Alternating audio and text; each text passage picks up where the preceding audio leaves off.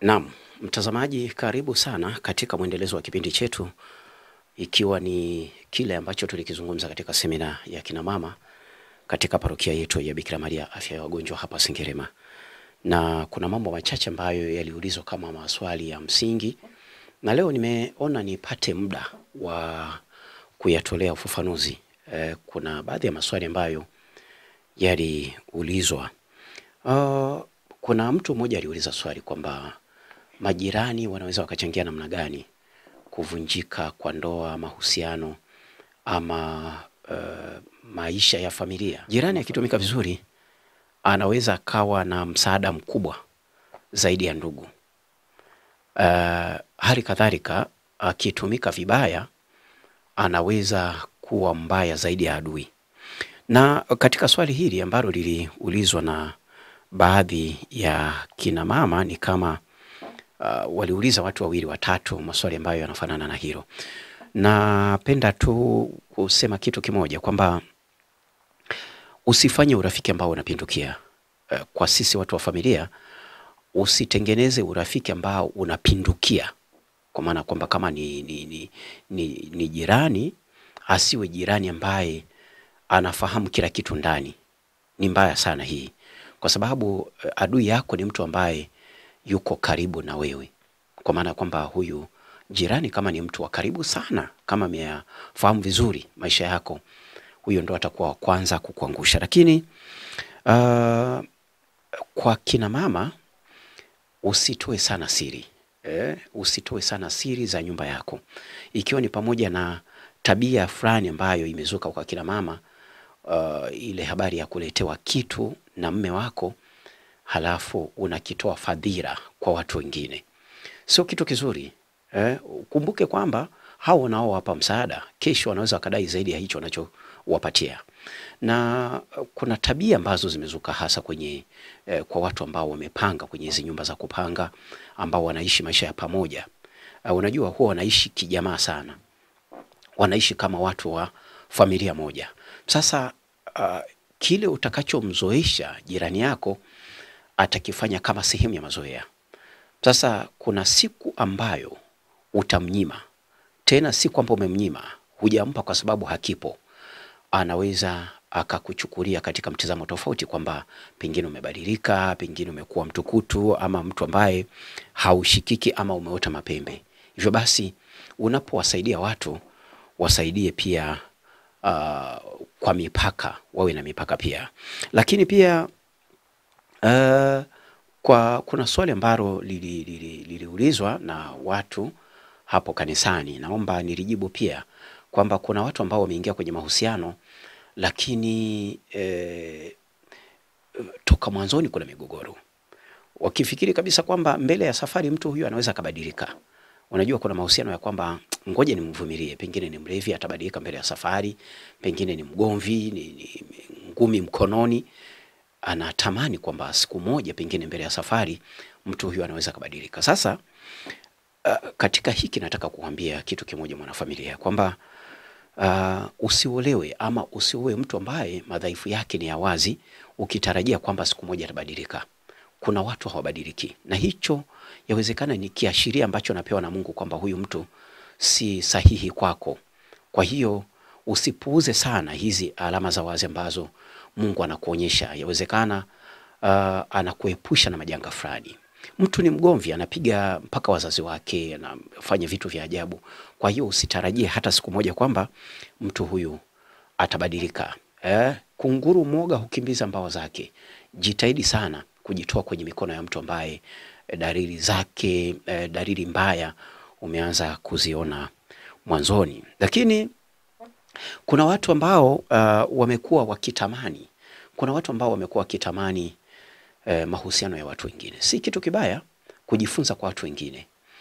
Kwamba mtu ana maisha mazuri, unajifunza kutoka kwake. Watu labda wameishi miaka 15, 20, 30 katika ndoa. Si kitu kibaya kujifunza kwa mifano hiyo. Ni kitu kizuri sana. Lakini kuna kitu kimoja ambacho tumekuwa tukikosea katika eneo hilo. Kwamba mahusiano yanafanana sura ya nje tu. Lakini sura ya ndani kila mahusiano yana ni pea yake. Kwa maana ya kwamba mtu akikushauri katika mahusiano aliyo nayo amekupotosha, kwa sababu kila ndoa ni kama sura ya binadamu. Pengine mwingine unaweza kukuta na sura ndefu, mwingine amekaa hivi. Kwa hiyo hata maisha ya ndoa na uchumba, kila pair imekaa kwa mfumo wake. Kwa hiyo ni makosa makubwa kuamini, kumwaminisha mtu kile ambacho wewe unakiamini kupitia mahusiano ama sura ya mahusiano ambayo unayaishi. Na hili lilikuwa moja ya swali ambalo bila shaka liliulizwa na watu wa Busisi ambao tulikuwa nao katika mafungo. Kwa hiyo hapa nimegeneralize kile ambacho kimeulizwa na ndugu zangu ambacho hatukupata nafasi ya kukipatia majawabu. Hivyo basi kwa muktadha huu basi tunaweza tukapeana dondoo hizo ambazo zinatusaidia katika safari ya hiki ambacho tulikizungumza. Lakini kuna jambo fulani ambalo limeibuka katika mitandao ya kijamii kwamba kila mmoja ni mshauri wa masuala ya ndoa. Sasa swali ni kwamba ana uzoefu gani na maisha ya ndoa? Swali linaanzia hapo. Huyu anayeshauri ana uzoefu kiasi gani? Ninayezungumza nina uzoefu kidogo kwa kweli katika maisha yenyewe ya ndoa, lakini kwa sehemu nyingine kama mwalimu ambaye nitasimama mimbari na kufundisha ama kuwashirikisha wenzangu katika jambo fulani. Sasa katika hicho kidogo ndo maana na wamegea. Mimi si mwalimu kivile. Mimi ni mchechemzi naelekeza kila ambacho mimi nakifahamu kwa sehemu yangu ambacho kitakusaidia wewe ukiunganisha na hicho ulicho nacho. Kwa hiyo mimi sikupi mwarobaini wa ndoa yako, isipokuwa na kusaidia kile ambacho kinaweza kukusaidia usogee mbele katika safari ya mahusiano yako. Kwa hiyo hapa namaanisha nini? Hapa namaanisha kwamba usitumie kila mafundisho ambayo yanasikia katika mitandao ya kijamii kwamba yanaweza kukujenga. Chambua. Mafundisho katika mitandao ya kijamii ni kama buffet ya chakula. Ni kama buffet za chakula ambazo unaweza kuamua hiki ule na hiki usile. Usipakue kila kitu. Usifanye majaribio ya vyakula ambavyo hujawahi kuvila. Kuna siku moja vinaweza kukujengea fedheha, kinaweza kukusababishia fedheha kwa watu. Usijifunze kula chakula kipya mbele ya watu. Pilipili niongezee, kitu gani niongezee? Hapana. Jijengee mipaka ya nini unakula na nini hauli. Si vibaya kitu kingine kukiacha kabisa kwa sababu hujawahi kukila mbele za watu, kinaweza kukuletea usumbufu. Hivyo hata maisha ya ndoa kwenye mitandao ya kijamii ni kama buffet. Usitake kula kila kitu. Kuna wanaharakati wamejaa katika mitandao ya kijamii kiasi cha kwamba kile wanachokifundisha wanakiamini kwamba ndo mwarobaini wa ndoa za watu wengine. Kuna watu wanafundisha kwamba mwanaume akizingua, kuna watu wanafundisha kwamba mwanaume akizingua weka pembeni ili maisha yaendelee. Kumbe maisha ya ndoa ama asili ya ndoa ambayo ni Mungu ndo mfungishaji wa kwanza wa ndoa, haitupasi kuchukulia kila kasoro ni kigezo cha kumwacha mke ama mume. Kwa hiyo haya mafundisho ambayo yanapita kwenye mitandao ya kijamii tunatakiwa kuyapokea kwa tahadhari. Kuna vitu ambavyo tunalishwa havina afya katika maisha yetu ya ndoa. Hivyo basi kwa hiki ambacho kiliulizwa na ndugu zangu, naomba kuongezea kwa namna hiyo. Leo ni mkusanyiko tu wa kile ambacho niliulizwa, nimeona nivikusanye vyote na niviweke kwenye jukwaa hili, bila shaka vinaweza kutusaidia. Kuna swali jingine ambalo liliulizwa kuhusiana na haki sawa.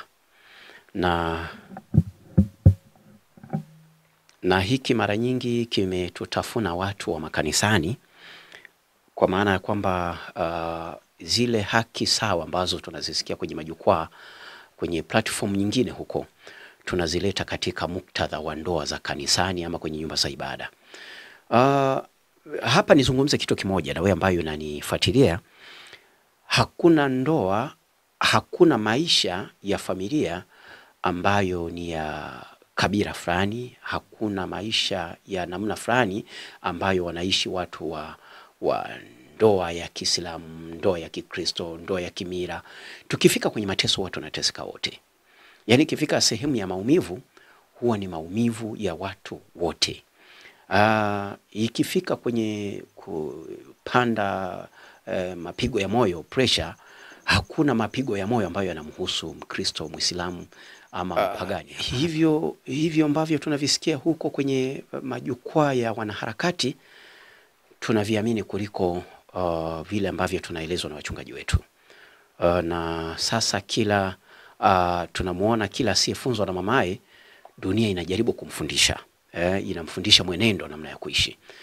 Kuna ile habari ya mtu akizingua unaweka pembeni, unaoa mwingine, utaishi na mamia ya watu. Leo tunapata watoto ambao wanaishi katika mazingira magumu.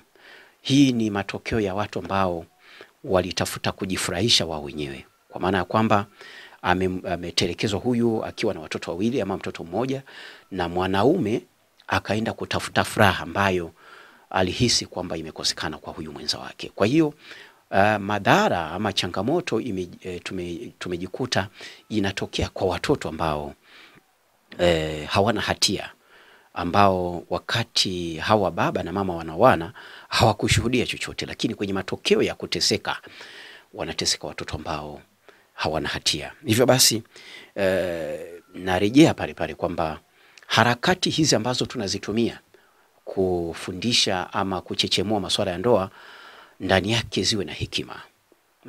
Tumesikia huko kwenye majukwaa watu wakifundisha kwamba sijaolewa kuja kupika. Mwanaume apike, mimi nitampikia nikiwa na nafasi, lakini wajibu wa kupika ni wake. Sasa wewe mwanamke kama hutaki kutawaliwa na huyu, kwa sababu mwanaume kaumbwa kama mtawala, nikueleze wewe mama kwamba kama hujawa tayari kutawaliwa, usikubali kuolewa, kwa sababu kuolewa ni kutawaliwa. Na wewe baba kama hujajiandaa kupokea changamoto ambazo zinawahusu watu wa familia, tafadhali usioe, kwa sababu wengi tumekuwa tukikosea katika maisha ya familia kwa kuamini kwamba ukiingia katika mahusiano ni tambarare tu. Yani ni raha mstarehe. Hapana. Maisha ya familia kuna muda aliyemo anatamani kutoka, lakini anakumbuka kwamba ameingia kwenye agano ambalo linamdai avumilie mpaka maisha yake yote. Kwa hiyo unapoingia katika maisha ya familia, wewe mwanamke fahamu kabisa kwamba mwanaume ni mtawala. Sasa ambao changamoto zinawakumba walio wengi, wanaingia wakiamini kwamba mwanamke yuko sawa na mwanaume hata siku moja. Na kuna vitu vingi tu ambavyo vinamtofautisha mwanamke na mwanaume katika swala zima la familia. Moja ni mtawala mwanaume, mwanamke ni mtawaliwa. Sasa hapa ndo penye changamoto. Dunia ya leo inafundisha kwamba hakuna kutawaliwa, na kama hujawa tayari kutawaliwa, usiingie kwenye maisha ya ndoa, kwa sababu mwanaume asiyependa kutawala hayupo duniani kote. Kila mwanaume anatamani kutawala, kuwa mtawala, yani apewe heshima, aheshimiwe, anyenyekewe. Huo ndo utawala. Sasa kama hupendi kufanyishwa hayo, kama hupendi kufanya hayo, wewe mwanamke ama wewe mama, mume wako msubiri, pengine hajazaliwa, kwa sababu wanaume waliopo hawapo katika mchepuo huo. Lakini kuna kitu kingine ambacho kilijiri kwenye hii semina yetu ya kina mama, ambacho nimeona hapa nikizungumze pia. Wengi tunatamani mahusiano ambayo historia yake hatuifahamu. Najikuta mtu anatamani sana mahusiano ya mtu fulani, lakini historia ya mahusiano hayo haifahamu. Hilo ni kosa kubwa pia, kwamba wewe ukitamani mahusiano ya mtu, jaribu pia kufuatilia na historia yake ilikuwaje mpaka wamefika hapo walipo. Hivyo najua kuna familia tunaziona ziko vizuri sana, ila zinalindwa ushirikina. Kwamba wana amani kwa sababu kinacholinda mahusiano yao ni ushirikina. Lakini pia kuna mahusiano ambayo yanalindwa na vipigo. Yani unawaona watu wako pamoja, kumbe kinachoifanya ndoa yao isimame ni ngumi, yani ni uwanja wa vurugu. Kuna watu ndoa zao zimeshikiliwa ushirikina, bila kuloga, bila kuchomeana dawa, bila kusomeana visomo, mambo hayaendi. Lakini kuna ndoa ambazo zinalindwa maombi na utaua usafi wa moyo. Siku akiacha tu kuomba hakuna ndoa. Sasa unapotamani mahusiano ya mtu mwingine, tafadhali jitahidi sana kufahamu walianzaje na wamefikaje hapo walipo.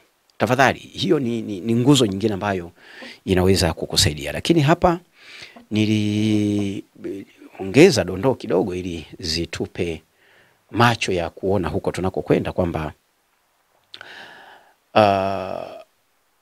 usimwache mtu kwa sababu ni maskini. Na huu ni ugonjwa ambao wanandoa wengi tumekuwa unatutafuna. Usiache mume ama mke kwa sababu anaonekana ni maskini leo, ila muache mtu kwa sababu anatishia uhai wako. Kwa kweli kwenye swala zima la uhai hakuna mbadala. Hilo hata ningekuwa mimi nitakimbiza mbawa, kwa sababu mtu ambaye kesho kakuwekea sumu, leo kosa mapanga, kesho vitu vya namna hiyo, jambo hili sio zuri, kutishia na amani. Lakini usimwache mwanamke ama mwanaume kwa sababu ni masikini sana. Hii dunia ina historia. Kuna watu ambao leo tunaona wana maisha mazuri, ukifuatilia historia yao hawakuwa hivi. Pengine wenza wao wa mwanzo waliwakimbia kwa kigezo kwamba ni maskini, lakini leo wanapigiwa saruti.